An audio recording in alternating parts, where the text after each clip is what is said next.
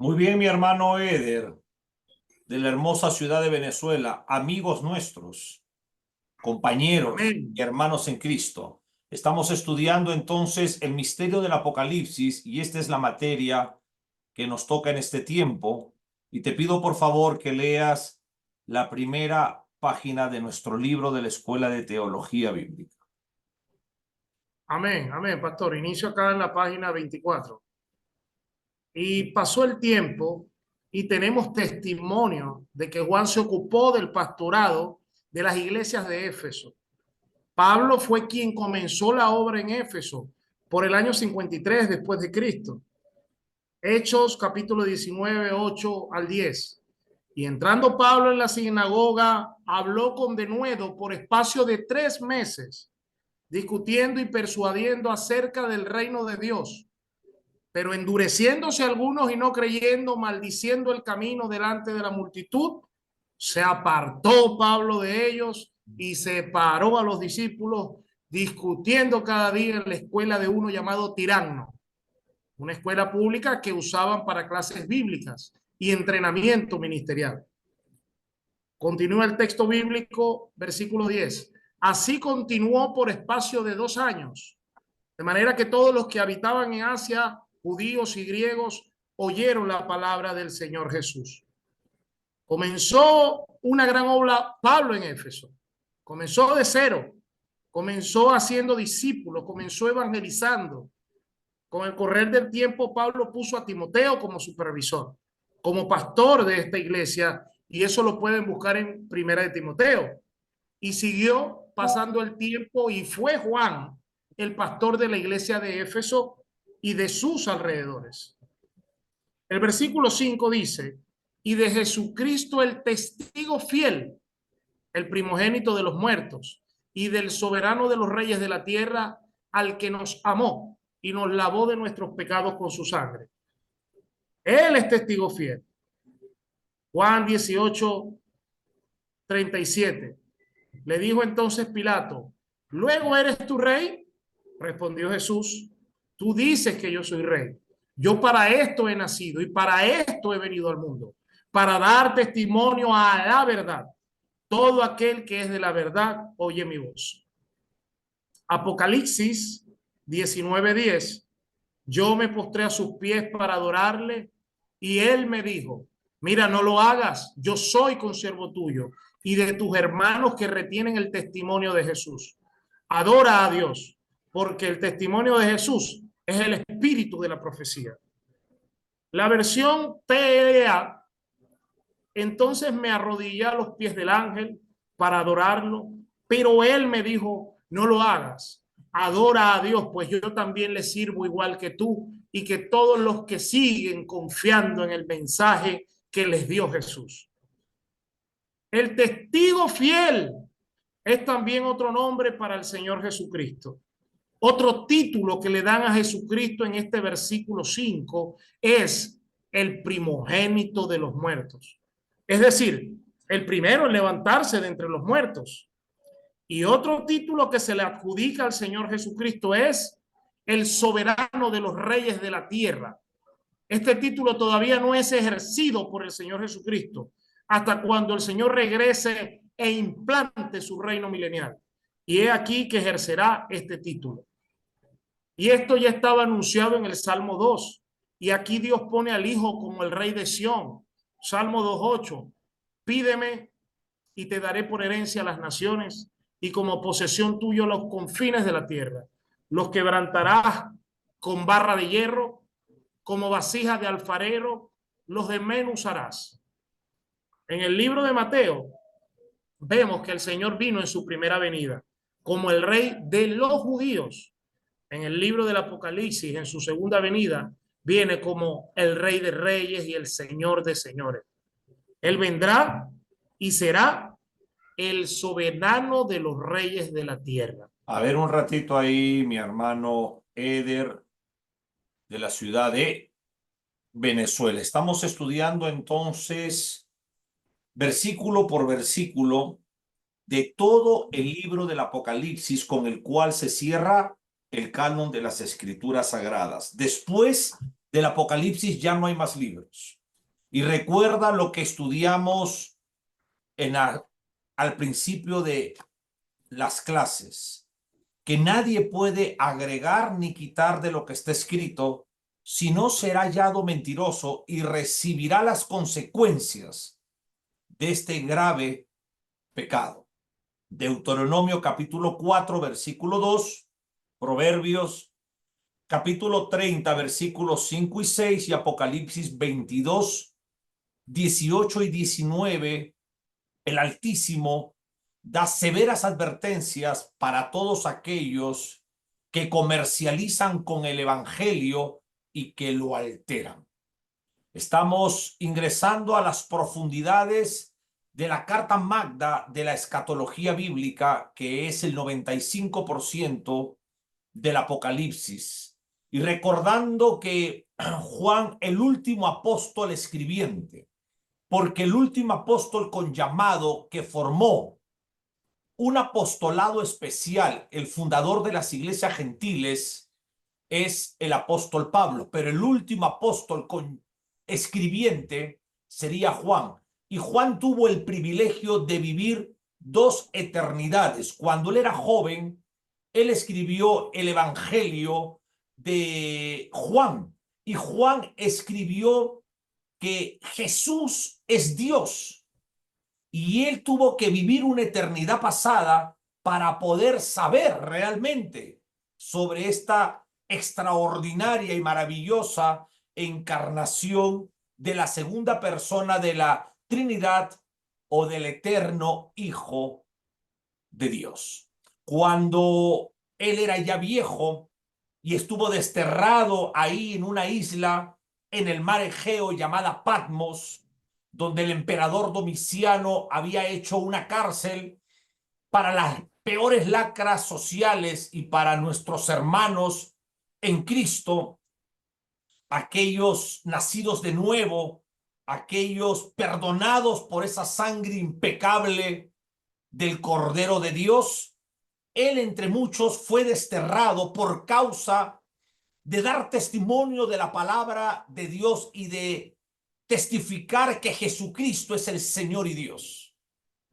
Eso hacía que ardiera la sangre del emperador y los dignatarios del Imperio Romano, porque el emperador quería que los judíos, al igual que los romanos, declararan que ellos son Señor y Dios. Definitivamente al diablo le dio una peritonitis espiritual, porque los hombres de Dios de aquel entonces no doblaron las rodillas al César ni a Mamón. Y eso es lo que nosotros tenemos que tener en nosotros, ese carácter de ser hombres de Dios, temerosos a Jehová y no cobardes, porque hay una fuerte advertencia para los predicadores, que los cobardes no ingresarán al reino de los cielos. Si nosotros ahora sentimos la opresión espiritual y la persecución a la iglesia cristiana, imagínate a nuestros hermanos oprimidos, encarcelados, encendidos como antorchas, muertos en la hoguera, comidos por leonas y leones feroces y hambrientos, y nunca honraron al César. Ese es el nivel de cristianismo que debemos de tener hoy en día y que no hay. Son pocos realmente que son como Daniel, que nunca doblaron sus rodillas a Nabucodonosor, ni se contaminaron con la comida del rey. La iglesia primitiva realmente amaba a Cristo y no amaba el dinero. Hoy en día hay predicadores amadores del orgullo y de la vanidad, hablando realmente incoherencias doctrinales, actuando de una manera vergonzosa para dar testimonio del evangelio por las redes sociales, como estos que se han dedicado evangelistas a la farándula por las redes sociales y que muestran con orgullo los viajes que hacen a diferentes naciones y piden dinero.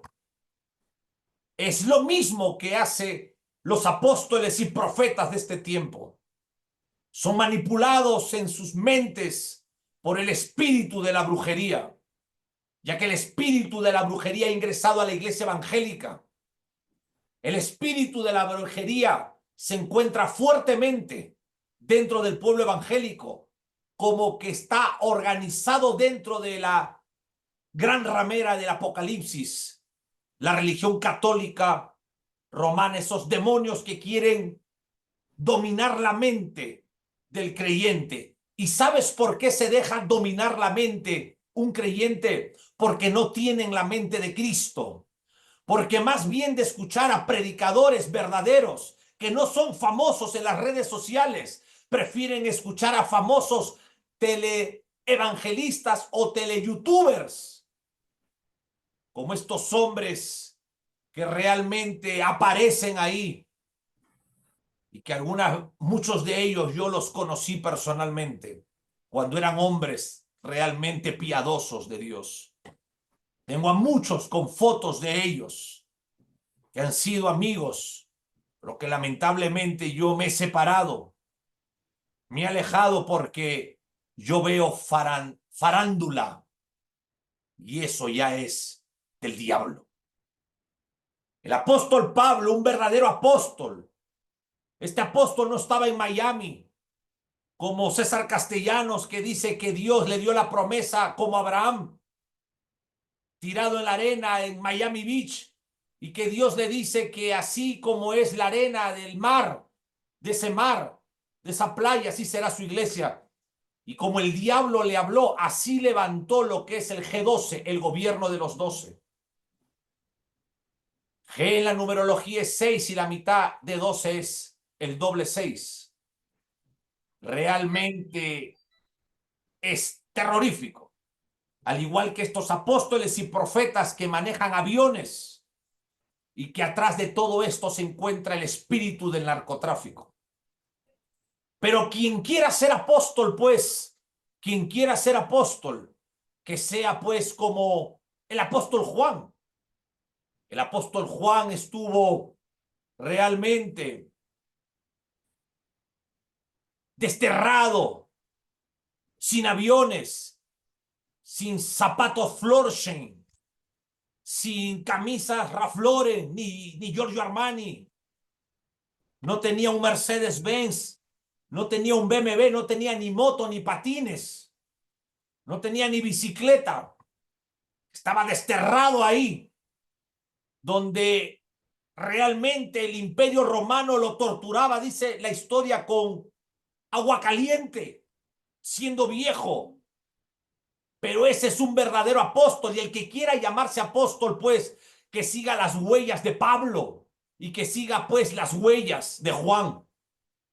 El que quiere llamarse apóstol, pues, que se vaya a Ucrania a predicar el evangelio, que se vaya a Rusia, que se vaya, pues, a Venezuela, que se vaya y levante realmente la bandera de Cristo y que muera como murieron los apóstoles.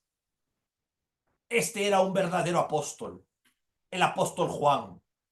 Y recuerda algo, que todo el resto de apóstoles murieron como mártires, pero Juan no, Juan murió como anciano. Y esto es lo que me impacta, porque en el momento de la muerte y muerte de cruz del Maestro Divino, mi alma lo alaba, allí habían 3 mujeres y las 3 Marías. María Magdalena, María la madre de Jesús y María la esposa de Cleofás. Y es por eso que mi esposa se llama María Lorena y mis hijas María Paz, María José, María del Mar, María Sol, porque ese nombre María es dichoso, es un nombre bendecido. Y ahí estaba Juan y le dice: he ahí tu madre y he ahí tu hijo. Y la Biblia nos enseña desde el comienzo, y es una normativa dentro de los mandamientos que el Eterno le dio a Moisés: honra a tu padre y honra a tu madre. Y Juan honró a María. ¿Y cuál es la promesa de honrar a la madre? Largura de días. Y Juan murió como anciano, tuvo el privilegio de morir como anciano. Es por eso que nosotros los pastores no tenemos que tener miedo, porque muchos podemos morir en la ancianidad y otros podemos morir antes por persecución. Y no hay que tener temor. Y ahí estaba este apóstol. Y el médico Lucas fue el autor humano, el agiógrafo, al cual Dios, a través de la tercera persona de la Trinidad, utilizó para escribir el libro puente, el libro de transición, el libro de judíos a gentiles. El médico Lucas, un intelectual como todo médico, pues la medicina realmente es una carrera investigativa, como tengo a mi pastor ahí que ya es un hombre mayor, pero hizo una carrera de medicina, Pastor Luis. Y él se dedicó a la profundidad, el médico Lucas, porque sabemos que para ser médico uno no está perdiendo el tiempo en la calle, sino se dedica mañana, tarde y noche a estudiar. Como decíamos nosotros en el colegio, en los exámenes, vamos a quemar pestañas. No dormíamos estudiando, y así era Lucas, un investigador, un hombre culto. Y él escribió el Evangelio de Lucas y también escribió el libro de los Hechos de los Apóstoles. Pero yo te digo algo, yo quisiera reformar ese nombre y no ser el libro de los Hechos de los Apóstoles, porque los apóstoles realmente manifestaron el poder del Espíritu Santo a través de ellos. Y sería el libro de los Hechos del Espíritu Santo a través de los apóstoles. Y el libro de los Hechos no ha cerrado. ¿Sabes por qué no ha cerrado? Porque la iglesia sigue en la tierra. Es ahí en Hechos 2 donde se origina los hechos del Espíritu Santo a través de los apóstoles. Y la iglesia todavía tiene el poder de Dios a través del Espíritu Santo. Es por eso que la iglesia predica, es luz en un mundo enceguezado. La iglesia le pone el sabor, la sal, y preserva el evangelio de salvación en un mundo perdido. Y ahí estaba el hermano Pablo entrando en la sinagoga, porque Pablo fue un predicador del mundo gentil, fundador de las iglesias gentiles, pero al principio él predicaba a los judíos también. Y él entró a la sinagoga y él tenía autoridad, escúchame bien, para levantarse en la sinagoga, porque Pablo era un rabino. Y los rabinos tenían autoridad para levantarse en la sinagoga. Muchos le llaman las iglesias judías. Y está bien, porque la palabra eclesía es asamblea. Es conjunto de personas que se reúnen con el mismo fin. Y dice que habló con denuedo por 3 meses ahí, discutiendo y persuadiendo acerca del reino de Dios. Él estaba hablando con esa autoridad que Cristo le había delegado, porque en ese entonces los apóstoles tenían una delegación de poder para poder transformar e impactar aquellas ciudades llenas de idolatría y religiosidad. Pero escucha lo que dice el versículo 9. Pero endureciéndose algunos y no creyendo, maldiciendo el camino delante de la multitud, se apartó Pablo de ellos y separó a los discípulos discutiendo cada día en una escuela de teología. Pablo era un experto en Biblia. Pablo tenía la capacitación que le había dado el rabino Gamaliel.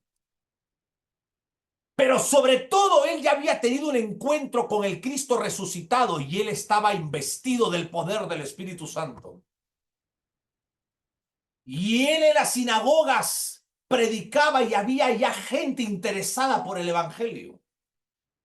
Y el amado Espíritu Santo separa de esos religiosos judíos que hasta ahora lo hay. Y se los llevó a una escuela a dar clases, dando un entrenamiento ministerial como Dios me usa para darte a ti, entrenándote, capacitándote, formándote. Porque las iglesias, mi hermano Eder, están llenas de predicadores destructores.